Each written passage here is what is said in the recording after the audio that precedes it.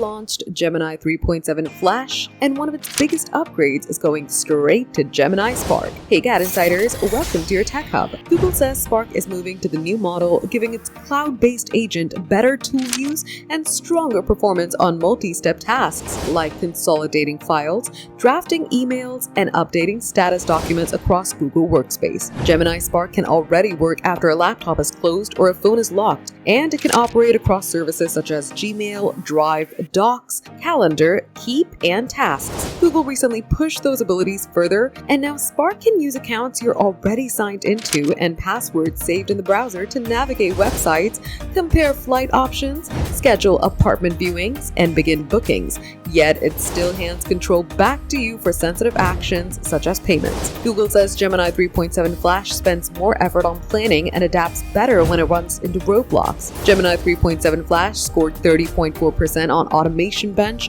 up from 17% for Gemini 3.6 Flash. It also surpassed GPT 5.6 Terra at 23.6% and Claude Sonnet 5 at 10.7%. Google also posted a sizable jump on document-heavy work. Gemini 3.7 Flash scored 34% on GDP.pdf compared to 22% for Gemini 3.6 Flash, 28% for Claude Sonnet 5, and 24.7% for GPT 5.6 Terra. All that for a much cheaper price, as Gemini 3.7 Flash costs $0.75 per million input tokens and $3.75 per million output tokens as introductory pricing till December 31st. The model also works better when it comes to coding. Gemini 3.7 Flash scored 43.6% on frontier code, better than Claude Sonnet and GPT 5.6 Terra. For Spark, Gemini 3.7 Flash sure seems like an upgrade. However, power users are still waiting for Google's more ambitious Gemini 3.5 Pro model,